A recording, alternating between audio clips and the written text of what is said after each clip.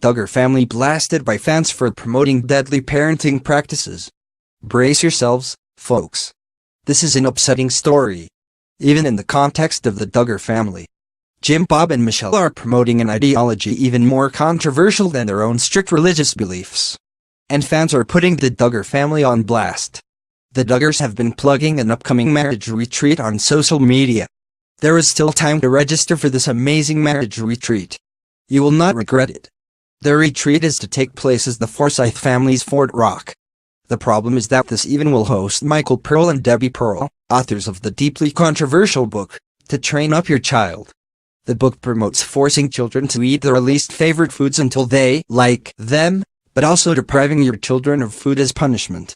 Most significantly, the book encourages parents to hit their children with various objects, including plastic lengths of pipe. This abusive training is supposed to begin in infancy. The methods described are a recipe for breaking a child and doing psychological damage that will last for a person's entire life. Except for those victims who die before they even reach adulthood. As you can imagine, fans were horrified that the Duggars would condone such egregious child abuse. Fans on Facebook were aware of the Pearls and the infamous methods that they promote felt crushed and heartbroken when they saw the announcement. "This makes me so sad," one wrote. "The Pearls literally promote hitting babies, actual babies." That is true. Among other things, the Pearls recommend the cruel blanket training that the Duggars practice with some of their babies. They are child abusers. Why you would promote their evil and cruel practices is mind-boggling. Another disappointed Duggar fan commented, writing, "Ah yes, Fort Rock. Hosting supporters of blatant child abusers." It's difficult to argue with these commenters, even if you wanted to.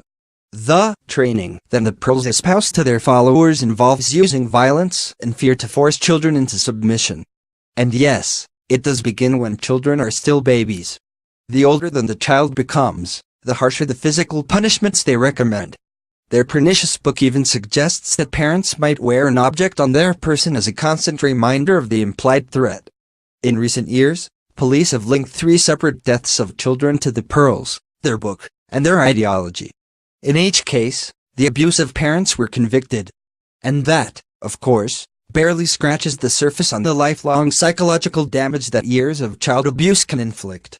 This isn't the only time that the Duggars have been linked to abuse, and we don't just mean hitting their own children or covering things up after Josh molested his sisters. Members of the Duggar family's church have shared shocking tales of abuse. One survivor from the Duggar family church recently revealed that her father molested her as a child, and that the sexual abuse only stopped when he died. That should have been the end of her suffering, but it was only part of her story. Naturally, she suffered PTSD symptoms such as depression. Worse, in the eyes of her church and of her religiously devoted mother, she questioned her family's beliefs. She says that the church sent her to a camp where she was threatened, terrorized, and tortured for months in an effort to force her to fall into line with the church's beliefs. Unfortunately, it isn't a surprise that the Duggars are promoting extreme ideology. Even though the Pearls recommend violence against children, that's not a foreign concept to the Duggars. Michelle has used a ruler to punish her very young children. Both producers and at least one of the Duggar children have mentioned that Jim Bob and Michelle keep a rod with which to hit their children. There are heartbreaking, evil stories behind so many people's broken childhoods. The saddest thing of all of this might be that some people who come from these horrible backgrounds